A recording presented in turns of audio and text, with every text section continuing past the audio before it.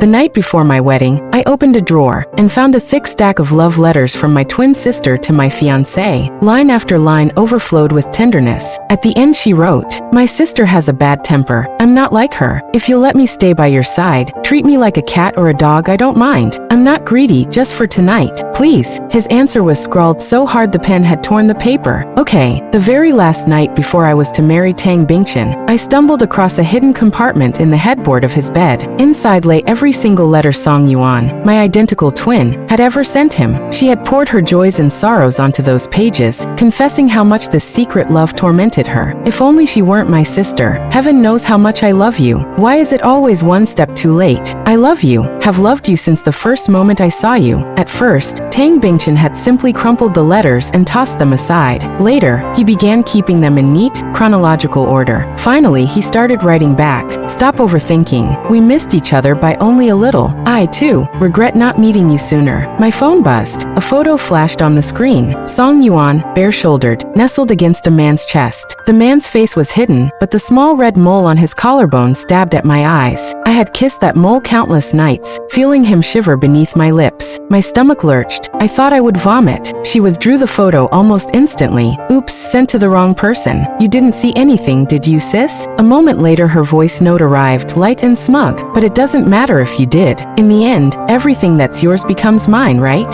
Song Yuan has always been like this. She knows how to wheedle, how to sparkle. Though we share the same face, our parents have always favored her. Whatever I owned, she had to take, from dolls, to friends, to boys who once liked me. I knew this, so when Tang Bingchen and I began dating I was almost superstitiously careful. I never introduced him to my family. He begged me again and again. She, why won't you let me meet your parents? Am I not good enough? Cornered at last, I cried and told him everything. How my parents had always favored Song Yuan, how anything I loved was snatched away. "I'm terrified you'll be next." He hugged me fiercely. She, don't be afraid. From now on you have me. Of all the people in the world, I will love only you. And yet, he began answering her letters one by one. He began playing a shameless game with her behind my back. And on the very night before our wedding, he still dreamed of having both wife and mistress. I called Tang Bingchen. The phone rang for a long time before he picked up, his breathing ragged as though he were in the middle of strenuous exercise. She, what's wrong? For a moment I couldn't breathe. My heart felt crushed. "What are you doing?" I asked mechanically. He hesitated, then laughed. "Working out." I thought I heard Song Yuan's soft moan, cut off the instant it left her lips. "Who's there with you?" My own voice sounded shredded, metallic with blood. The man who once raced through the night to bring me medicine when I coughed over the phone now answered with impatience. "Another call's coming in. I'll ring you back." And he hung up before I could speak. Any last hope I still clung to crumbled. I rang my parents and told them flatly that Song Yuan had stolen my fiancé and that the two of them were in bed together at this very moment. As expected, I received only abuse. "How dare you slander your sister? Shameless girl, ruining your own sister's reputation the night before your wedding. Have you no decency?" I had been quick. I had screenshotted Song Yuan's photo, the mole on Tang Bingchen's collarbone unmistakable. My parents fell silent for a second, then as always, closed ranks around Song Yuan. "The invitations have gone out. Our family can't afford the scandal. Look at your sour face. No wonder Xiao Tang prefers you on Yuan." My father's voice was final. "Whether you like it or not, this wedding will take place." They hung up. On the eve of my wedding, my sister seduced my fiancé. My parents' first reaction was to curse me, their second to worry about the ceremony, their third to remind me I was unlovable. Therefore Tang Bingchen had chosen Song Yuan. "That is my family, my fiancé, my good sister." I laughed until tears ran. After a long hesitation, I opened an old chat window and, deleting and retyping, finally sent a message to a number I hadn't contacted in years. I was wrong. I waited the whole night. The screen never lit again. I smiled wryly. He probably no longer used that number, maybe no longer even remembered who I was. The last spark of hope inside me died. At dawn my parents arrived early, not to comfort me, but to guard against my escape. They couldn't risk losing their ticket to the Tang family. My own feelings were irrelevant. Expressionless, I let the makeup artist paint my face. In the mirror the bride looking back at me showed no trace of joy. My mother's face sagged with disgust. "Look at that corpse face. Smile. Today is your happy day." I turned away. The gesture enraged her. She shrieked, "See how you treat your own mother." The makeup artist tried to smooth things over. "Brides always feel sentimental leaving home. Look at this gown. gown, millions of crystals, like a sky full of stars. Everyone who walks in gasps at its beauty. It wasn't the one I'd originally chosen. Tang Bingchen had hugged me, eyes shining. Baby, I want the whole world to see how much you mean to me. And I believed him, until I read the letters. Song Yuan had described this exact gown. I know I'm not the one marrying you, but could you wear this dress I picked, so it feels as if I'm the bride? Tang Bingchen replied, okay. I let out a cold laugh. This gown was chosen by my sister. She's heartbroken the groom isn't hers today. The makeup artist's smile froze. My mother went white. Had it not been bad luck to mark the bride's face, she would have slapped me. Shut your mouth. What filth are you spouting? I looked her straight in the eye. Song Yuan seduced her brother-in-law, and you're covering for her. Tang Bingchen was in her bed last night. Don't tell me you didn't know. The makeup assistant's jaw dropped. Excitement glittered in her eyes. Who doesn't love high society gossip, especially twin sister Steele's fiancé-level scandal? My father burst in, shoved the onlookers out, slammed the door, and struck me so hard across the face that stars exploded behind my eyes. I tasted blood. I licked my split lip and finally laughed out loud. You've bruised the bride's face. How will you explain that on stage? That slap erased the last shred of hope I had for them. We should never have kept you in the first place, my mother screamed. We told you to give the marriage to Yuan Yuan, and you refused. Now look, my poor Yuan Yuan has to beg like a dog. She began to weep. My poor baby. My heart felt crushed in a fist. Why was she their only daughter? Was I not their child too? Father's eyes suddenly narrowed. Maybe. Mother's sobs stopped. She and father exchanged a glance. I read the horrible thought forming between them. Let Yuan Yuan take her place. No one will be able to tell the difference. Yuan Yuan will make a far better bride than this worthless girl. They acted at once. They tore the gown from my body, snatched my phone, and locked me inside the dressing room. Stay in there and behave. I sat on the floor, stunned. I had always known they favored her, but never imagined they would go this far. I pounded the door until my fists were raw, but no one came. Exhausted, I slumped against it. I don't know how long I was trapped when the acrid smell of smoke curled under the door. Screams erupted in the corridor. Fire! Fire! Run! Help! Let me out! Someone please! I beat the door until my hands were bloody, but the hallway was chaos. No one heard. Smoke thickened. The windows were sealed against high-rise falls. I stuffed wet towels under the door, crawled into the bathroom, turned the taps full on, but the temperature climbed and oxygen thinned. Dizzy, I collapsed. Just as I thought I would die, a deafening crash split the air. The door flew inward off its hinges. A tall figure burst through, lifted me in his arms, wrapped my head in a soaked cloth, and charged out. A falling chandelier struck his back. He grunted in pain. With my last strength I begged, take me away. Don't tell my parents. Then everything went black. Song Yuan has always taken whatever I had. She has always succeeded. My entire life people compared us. You're not as lovable as Song Yuan, not as sweet, not as. My teddy bear's my best friend. Any boy who ever liked me, all of them, the moment they met her, became hers. What was mine became hers. And then, as if it were the most natural thing in the world, they stood behind her and scolded me. You're the big sister. Yuan Yuan already gives you everything. What more do you want? Then Song Yuan would put on her usual pitiful look.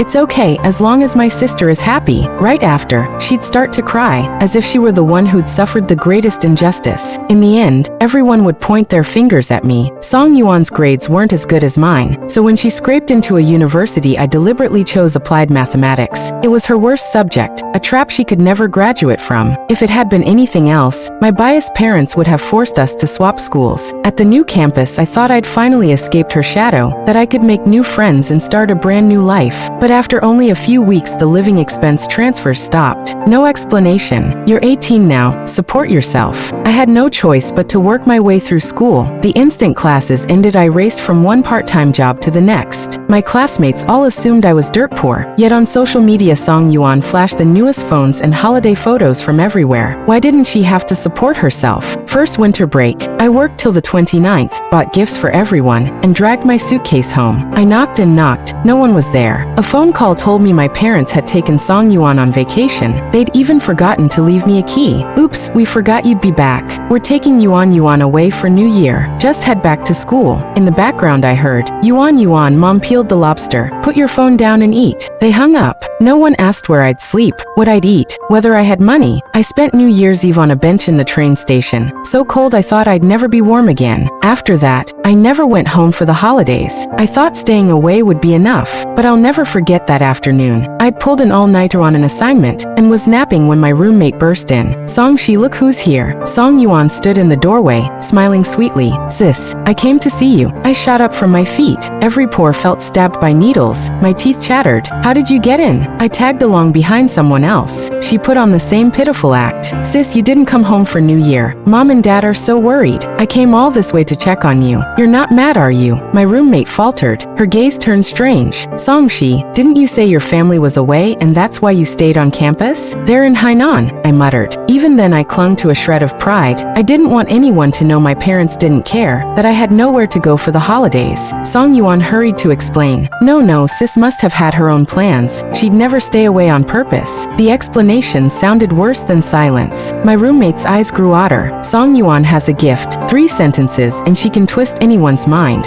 I stared at her triumphant smile. My nails dug into the bedding so hard I thought I'd tear holes. In the end, my roommate said, your sister's here. Why aren't you happy? Take her around campus. And the verdict, you two really are nothing alike. I walked her out woodenly. Behind me she laughed softly. Thought picking applied math and getting into a university made you special? She quickened her steps. Her breath grazed my neck like a venomous snake. Still trash after all these years. She used my name to swan around campus. My classmates gushed about how Song-shi had suddenly become outgoing and bubbly. Then she'd giggle and correct them. I'm the younger sister. My older sis has quirks. The family worries, so I drop by to check on her. If she does anything odd, just let me know. Don't take it personally. Under her tireless smear campaign, I shrank back into my shell until I met Tang Bingchen. He was my senior. Are you Song-shi? So cute. I hugged my books tighter and scurried past. He had everything. Wealth, looks, top grades, a dazzling future. We were from different worlds, but children raised on love behave differently. The more I avoided him, the more intrigued he became. Soon everyone knew the finance department's golden boy was pursuing me. I worked in the canteen.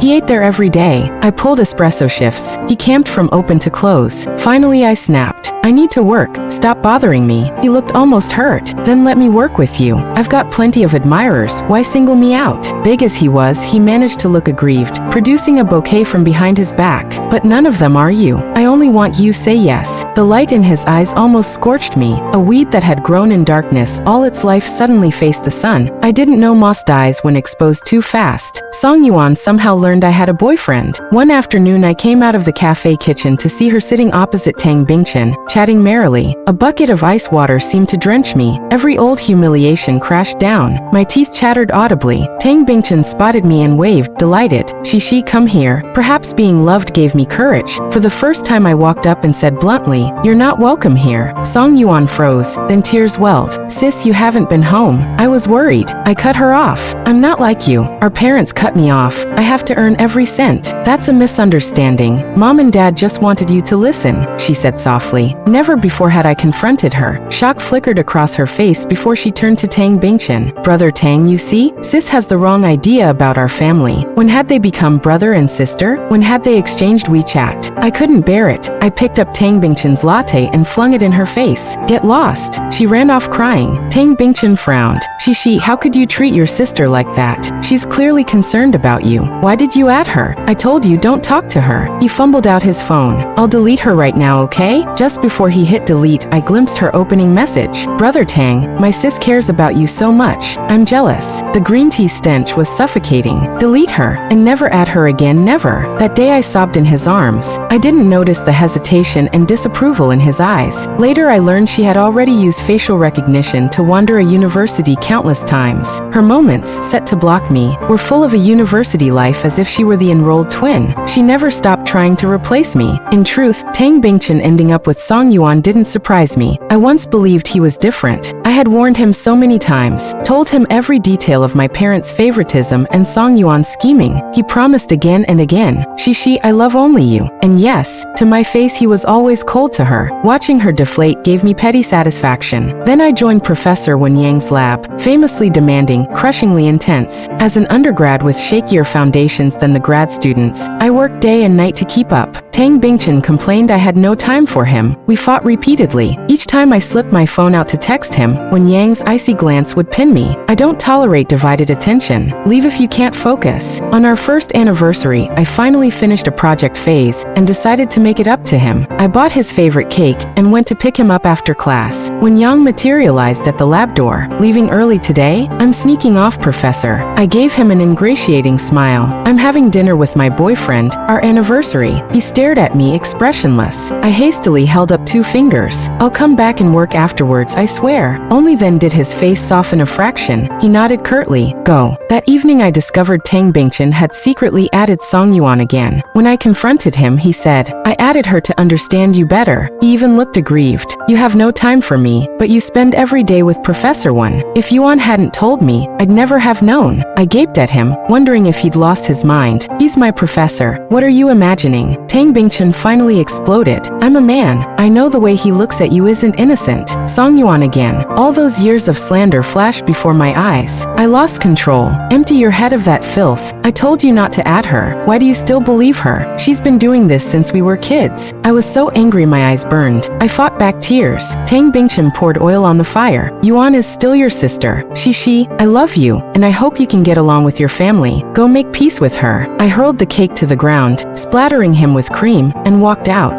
That night we parted in anger, though he swore and cooed afterward, insisting he had no second thoughts, that Song Yuan couldn't sway him. Well, you've seen how that ended. When I woke again, I was in a hospital bed, utterly alone. I stared at the ceiling for a long time. I told myself over and over, this isn't my fault. Yet as the cold drip slid into my vein, tears still fell. Why is it that, though we have the same parents, the same face, everyone loves Song Yuan and no one loves me? What's wrong with me? The door suddenly creaked open at that moment. Thinking it was the nurse coming in, and unwilling to be seen in such an embarrassing state, I quickly shut my eyes tight. Just then, a man's calm voice sounded above my head. How long do you plan to pretend to sleep? My heart gave a jolt, and I hastily opened my eyes, struggling to sit up straight as I stammered out a thank you. Professor Wen Yang, the youngest visiting professor at a university, renowned for his icy sarcasm as much as his breathtaking good looks. Yet despite his venomous lecture style behind those gold-rimmed glasses, students flocked to his classes like a tidal wave. Every session was packed beyond capacity, the turnout terrifyingly massive. Later he resigned to manage hedge funds in Harbor City, skyrocketing to fame by founding his own fund. Now barely 30, he epitomized life's winner. He pinned my shoulder firmly against the hospital bed. Don't move. Bandages still wrapped his torso, his arm hanging limply across his chest, but beneath the fabric of his shirt, the outline of sculpted muscles remained strikingly clear. I instinctively averted my gaze. How he managed gym sessions amidst his relentless workload remained a mystery. His cold appraisal swept over me. Songshi, you've disappointed me. Mortification flooded through me. My head drooped lower and lower until it nearly touched the quilt. I didn't think you'd come. I choked out, tears welling unexpectedly. He seemed poised to deliver another barb but swallowed it back with a grimace when he saw my tears. Finally thrusting a handkerchief toward me, wipe your face. Pathetic.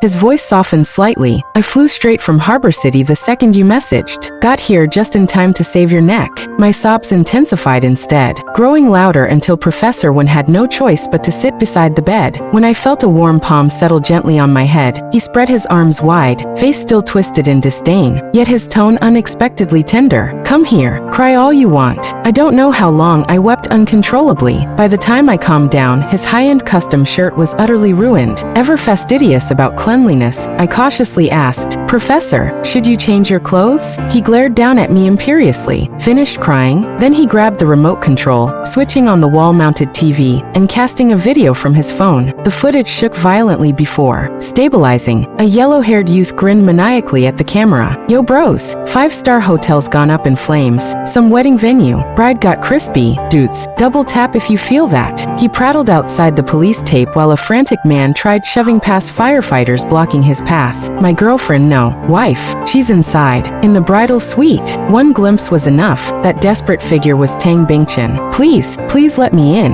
The hotel was already engulfed in raging flames. Of course, the firefighters wouldn't allow him passage. My eyes darted to the corner of the screen where live comments blazed like manic shadows, drowning the feed in praises of his deep affection. Tang Bingchen's eyes were bloodshot, his groom's tuxedo disheveled as he lunged recklessly toward the inferno, performing the role of a man shattered by grief. Yet just last night, he'd hung up on me to indulge in illicit trysts with Song Yuan. Right behind him trailed Song Yuan herself, trembling and and fragile as a wounded dove. She covered her face, sobbing softly until her knees buckled dramatically. "Miss, are you all right?" At that precise moment, as she faltered, Tang glanced back and caught her. Instantly, she collapsed into his arms like a nestling flung from its nest. Only then did a single coherent comment cut through the chaos. "Wait, who's this woman suddenly appearing? Didn't his wife just die? How come they're embracing already? These two look awfully chummy." When Yang paused the video, "Is this the fiancé you chose over my offer?" Over staying alive. He emphasized the word boyfriend like a scalpel twisting in flesh. Shame seared my cheeks. Everyone believed I was dead.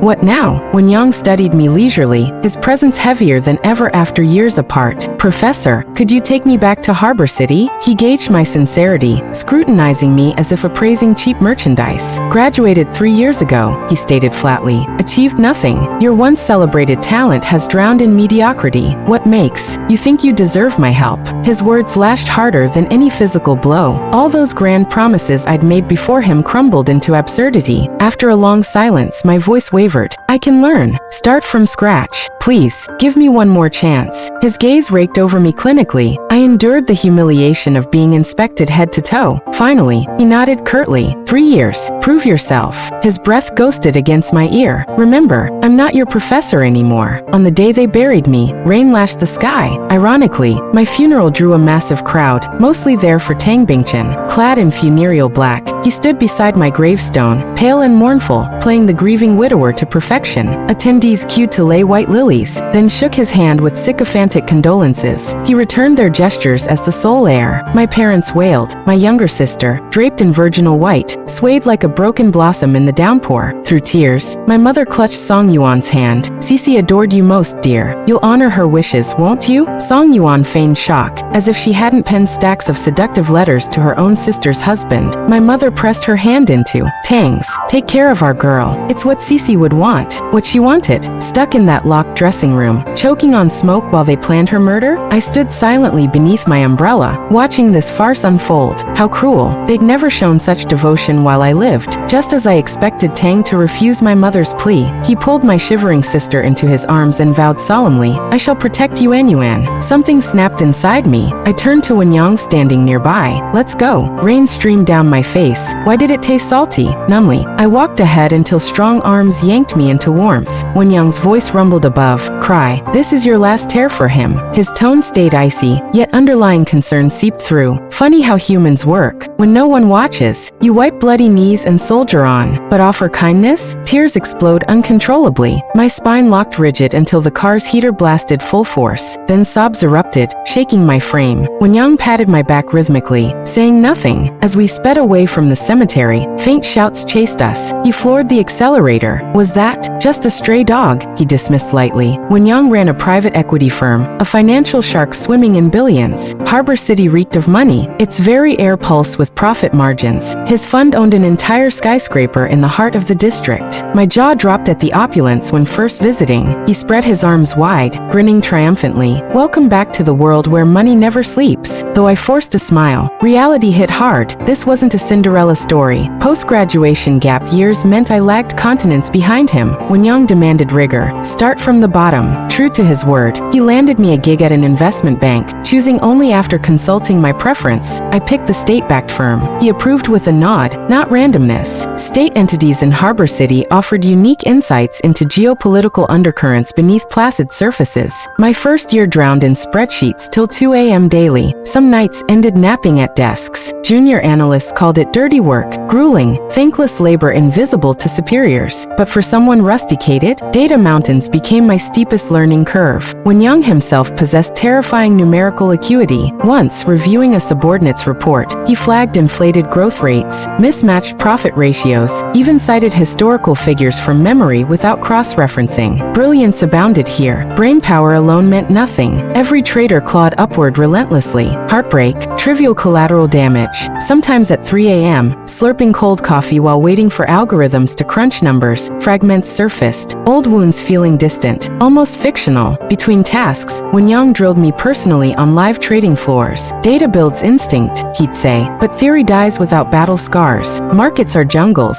You survive by losing skin, and sometimes blood. Besides finance, he schooled me in psychology law. I became a sponge. No breaks, no pauses. Unsettlingly, my gaze increasingly lingered on him. Intelligence radiates sensuality. Add devastating looks? Dangerous territory. But my daydreams about when Young always died at 3 in the morning. I could barely keep my eyes open while he stepped off the treadmill, fresh as dawn, and asked, "Finished your report yet?" At that moment, no matter how handsome the face, it lost all magic. I'd long heard when Yang's stamina was terrifying. When I started learning futures trading from him, the foreign markets kept us on a flipped schedule. After a long night of trading duels abroad, I'd pass out over my keyboard, only to wake up tucked in bed while that monster had already gone on a half-hour morning run, and come back with breakfast. Up you get, time to eat. Humans and beasts are simply different species. When he wasn't swamped, when Yang would come to my tiny rented flat and cook together. In Hong Kong, 100 square meters is called a 1,000-foot luxury, and my place was far smaller. Adding Wen Yang to the minuscule kitchen meant we bumped into each other whenever we turned. He insisted on staying. 2 people eating. How can I let you cook alone? I glared. You're in the way. He simply lifted me, set me on his instep, rested his chin on the top of my head, laughing. There, now it's not cramped. The air felt like someone had tipped in syrup, bubbling thick and sweet. Heaven knows how red my face turned. We both knew, but neither broke the silence, until Chishi. When Yang booked the revolving restaurant atop the harbor tower, under a sky full of fireworks, he took my hand, his eyes gentle. Chishi, I like you. May I have the chance to take care of you? I panicked and tried to flee. He trapped me between the high-back chair and himself. 7 years. I've liked you for 7 years. Letting you go the first time was the worst investment decision of my life. This time, I won't repeat it. His gaze was rock steady. I burst out laughing. How long did you rehearse that line? The calm CEO vanished. When Yang's ears turned scarlet. How did you know? Who confesses by calling it an investment? Before I could tease more, he tilted my chin and kissed me. When I finally surfaced, I found a necklace around my neck. I froze. One afternoon back in college, I'd been working on a project with him. A silly CEO pursues wife drama was trending. While the code ran, I secretly watched on my phone and screenshot the heroine's couple necklace. Must have been the warm sun or the all-nighters. I nodded off right there, when a cough behind me jerked me awake. When Yang was already walking away, half smiling, I realized I'd never locked the screen. The necklace photo was still showing. I thought it was a tiny springtime accident. I never guessed someone tucked it away in his heart. When Yang, usually aloof, was actually blushing. This necklace was meant for you when you got into that ivy. Now, after all the detours, it's finally where it belongs. Under the fireworks, his features glowed. My eyes stung. He never mentioned that the year I graduated, he resigned from a university and took a professorship at the very ivy I'd applied to, laying the road for me. Yet at the last moment, I backed out. I still remember the disappointment in his eyes. That year, the confession wall was plastered with anonymous slurs. Academic concubine. Heard she slept her way to first authorship, LOL. Song Yuan's fingerprints were all over it. Whenever I came back late, she'd sigh to anyone listening. My poor sister. Off with Professor Wen again. Undergrads are so overworked these days. When Yang once asked if I wanted him to step in, he'd already quit. Nothing could touch him, yet wading into the mud would still tarnish his name. I refused. I wasn't blind to his favor, but he was too dazzling. How could I dare imagine a god would stoop for me? When Yang sighed and drew me into his arms as if soothing a baby. Hush, don't cry. When the tears kept falling, he clicked his tongue, half amused, half helpless. Keep this up and I'll kiss you again. Before I could react, he cupped my jaw and kissed me hard. The cedar scent of him flooded my senses. My eyes went round. When Yang, kissing me? Only after he released me did he nip my lip with a soft laugh. Back to earth, eyes closed next time. My cheeks burned. Heat swept through me until I melted entirely into his warmth. 3 years later, I'd clawed my way to vice president at an investment bank, then jumped ship to Wen Capital, Wen Yang's own fund. On my first day, he came to pick me up in person, pride shining in every line of him. Welcome aboard, Shishi. Because of a non-compete clause, I couldn't jump straight back to my old sector. Just then, the young heir of a partner family needed someone to teach him how to read financial statements. When Yang was in the middle of a brutal week-long duel with a Russian fund, he tossed the kid to me. So there I sat, face to face with Master Tang Yen, pretty sulky, chin tilted like a spoiled cat. Where's Wen Yang? I faced plenty of difficult clients. This brat was nothing. I sat, smiled, and slid him a double espresso. He rattled off complaints. After an hour, his throat was dry. He gulped the coffee, grimaced like a Persian cat tasting lemon, and squeaked. What swill is this? I offered sweet iced Americano or ice cola. Anything bitter was forgotten. After we'd bonded over trashing Pepsi, he He grudgingly let me look at his statements. His mission, Dad had given him a subsidiary to practice on. Sales and profits were up, the reports looked clean, yet something felt off. I pulled 3 years of internal reports and 5 years of public filings, and started line-by-line analysis. Looking only at these 3 years, you won't see it. Compare earlier years, costs and profits used to rise together. But 3 years ago, costs started climbing while marketing spend stayed flat and sales growth lagged. Tang Yan is arrogant but sharp. Why didn't I spot it? We're listed. Auditors sign off every year. I laughed. Auditors only make sure the tables tie out. They don't care if someone's skimming inventory and booking it as spoilage. He left thoughtful, cheeks pink. Add me on WeChat, sis. He actually blushed. Sorry about earlier. You're kinda awesome. Days passed with no word. Then a panda sticker popped up. Caught them all. He'd gone home, mapped every personnel link in cash flow, hired a PI, and personally photographed the evidence. The subsidiary's GM had been colluding with outsiders, shipping goods out the back door and booking them as damaged stock, pocketing millions. Tang Yan called the cops and lawyers in one furious swoop, then pranced back like a peacock demanding praise. I obliged. He huffed. That's not good enough. Teach me properly. He began dropping by One Capital every few days under the pretext of lessons, bearing flowers or afternoon tea, hinting he wanted an internship. One Yang, fresh from skinning the Russian tycoons, bought me a 6-figure watch to celebrate. Then, fearing the cub might actually poach his tigress, came downstairs mid-battle to stake his claim. In front of the entire office, he wrapped an arm around me and kissed me deep. Allow me to introduce my girlfriend. Colleagues hooped. I knew it. Boss and CC have been eye-flirting for ages. First day CC arrived, the no dating rule vanished. Told you so. Tang Yan's face crumpled on the spot. I thought the whole episode was over, but the next day he marched back, contract in hand, straight into Wen Yang's office and slapped it on the desk. My father says our family's consulting mandate goes to Sishi from now on. Wen Yang gave him a lazy once-over. Fine. Fee goes up 50%. Also, Shishi and I are getting engaged soon. Aren't you still under the legal marriage age? The kid almost cried on the spot. Still, when Yang let me take the Tang family job, there wasn't much else I could do while the non-compete clause lasted. On my very first day, the Tang group waded into a cross-border MBA. Headquarters wanted the kid to watch and learn, so I tagged along. I never expected the project leader flown in from HQ to be Tang Bingchen. My ex-boyfriend and I collided without warning. He'd lost weight, looked haggard. The moment he saw me, he jerked to his feet, shock and joy all over his face. Songshi, Tang Yan, like a wary German shepherd, stepped half a pace in front of me, 20 years old, shoulders not yet broad, but already the beginnings of a man. Cousin. Only then did Tang Bingchen seem to remember where he was. The Tang clan is an old family conglomerate. Succession is now on the table. Several uncles sat watching, grading the younger generation's performances. Both Tang Bingchen and Tang Yan are on the short list. Their every move matters. Tang Bingchen can split his focus. He didn't make a single mistake in the meeting, but anyone could see his eyes never left me. Tang Yan leaned closer, whispering, "Sis, you know my cousin?" I didn't want to elaborate and nudged his knee under the table. Listen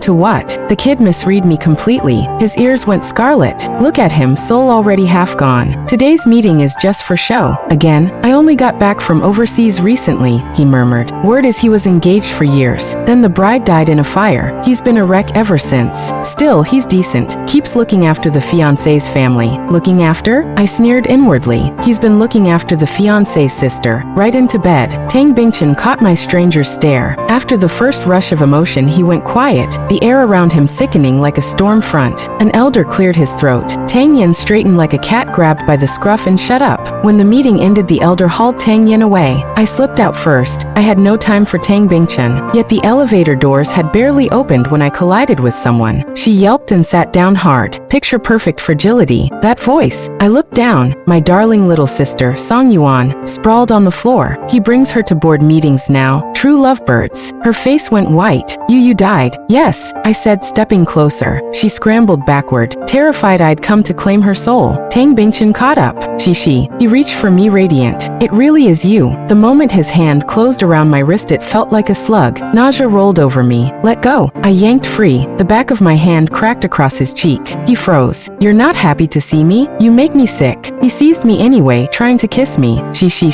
Get off. I struggled. He wouldn't budge. I sank my teeth into his arm until I tasted blood. Still he clung, crooning. Where have you been? I've searched everywhere. They said you were dead. No body in the fire, but I didn't believe. See, heaven brought you back. Tang Bingchen, I said coldly, save the devotion. I read the love letters your darling sent you. I saw you hug her outside the burning hotel. Promise her forever at my funeral. Now you come for me? Wife and concubine under one roof. You disgust me. I turned to Song Yuan, whose face was a shifting kaleidoscope of fear and calculation. Tell me, when they locked me in the bridal suite, did you really know nothing? Tears sprang instantly. She clung to Tang Bingchen's arm and shook it. Brother Bingchen, you believe me, right? I had no idea. Tang Bingchen seized my wrist again, eyes wild. Who took you? Who helped you fake your death? You're my fiancé. You come home with me. A Porsche screamed into the garage, tires skidding. Headlights flared, blinding Tang Bingchen. Before he could shield his eyes, a fist smashed into his face. When Yang hauled me behind him, frost dripped from his expression. Let her go. When Yang, Tang Bingchen looked from me to him, disbelief all over his face. You too, actually. Song Yuan couldn't resist pouring poison. Brother Bingchen, I told you they've been. She never finished. I spun and slapped her hard. I'd wanted to do that for years. Song Yuan's head snapped sideways. A red print bloomed on her cheek.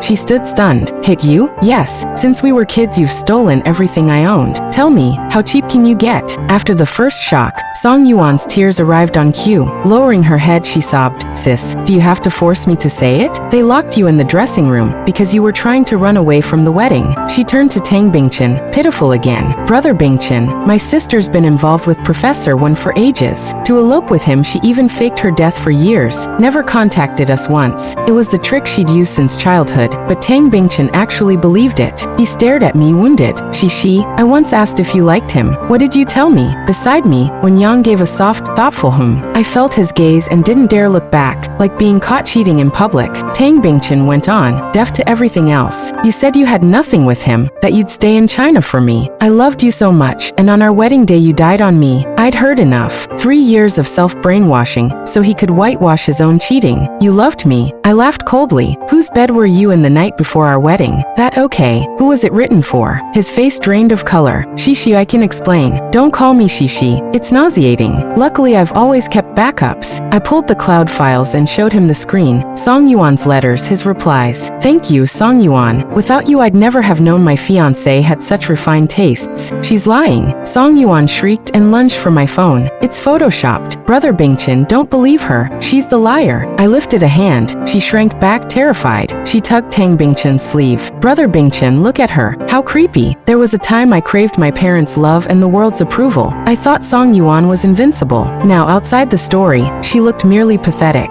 As for the fire, I continued, if Wen Yang hadn't broken in, I'd have burned alive. But the two of you were busy comforting each other outside, so I doubt you cared. A hand settled on my shoulder. I turned. Wen Yang was rolling up his sleeves. She, wait a moment. He loosened his collar, exposing the clean line of muscle, then glanced at Song Yuan. You're the idiot who sat in on my lectures pretending to be Shishi, understood nothing, but insisted on showing off? I don't hit women, but back off. I can't promise I won't accidentally hit bystanders. Song Yuan's face twisted. She prided herself on being clever. My life was hers to take. Now she'd been called an idiot to her face. Her composure cracked. When Yang moved, while Song Yuan screamed, he kicked Tang Bingchen's legs out from under him and landed punch after punch, precise and brutal. Moron who can't see what's in front of him. I'd never seen Wen Yang so openly savage. Tang Bingchen, of course, didn't wait to be beaten. Wiping blood from his nose, he roared and charged. Two men, both over 6'2", traded bone-deep blows, fists thudding into flesh. Car alarms wailed as they crashed into vehicles. Security arrived waving riot forks. Break it up. Stop. They pried the men apart, only to find an even louder commotion. Song Yuan and I were now at each other's throats. Old scores and new hatred merged. I grabbed her hair, yanked off a stiletto and swung. Heaven knows how long I'd wanted to do this. 3 gym sessions a week with Wen Yang had paid off. I pinned her and landed every blow. When I finally stood up,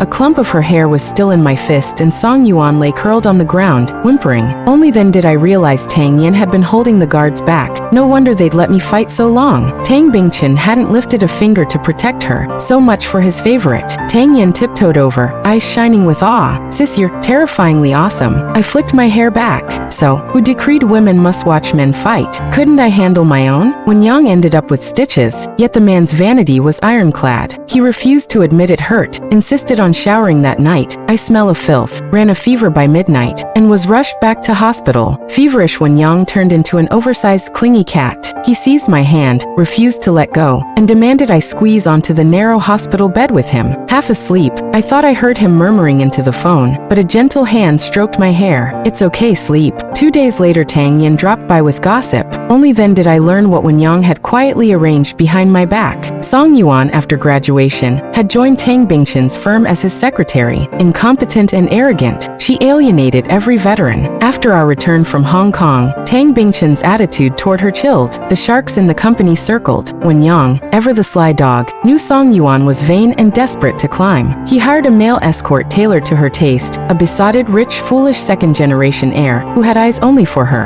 After Tang Bingchen began freezing her out, Song Yuan sought comfort. Soon she and the heir were inseparable. Under honeyed persuasion, she stole a crucial tender document. Tang Bingchen's firm, already teetering after Wen Yang's earlier sabotage, lost tens of millions. He erupted, launched an internal witch hunt. Song Yuan ran to her boyfriend, who had vanished. Police dragged her out of Tang Corp in handcuffs. With that sum, she'll be looking at 8 to 10 years. As for my parents, lazy, greedy, dreaming of riding Song Yuan's coattails, Tang Bingchen's revenge was vicious. He lured my father into gambling. Within weeks, the ancestral house was gone and debts piled high. They fled to the countryside. Later, my mother disappeared. My father, what more is there to say of a gambling addict? One winter night, he froze to death under a bridge. Tang Bingchen had planned to crash my wedding and plead forgiveness. When Yang moved too fast and handed the police Tang's fake psychiatric report. Tang had to admit insanity to avoid jail, but a certified madman cannot inherit a company. Tang Yin left with a flash of sharp little canines. Be careful, sis. Our Mr. Wen is the type who gives life to those he loves and death to those he hates. That night when Yang came home, kissed me over and over, greeted our restless unborn baby, and beamed like a blissfully foolish cat. Wife, I'm so happy. Me too.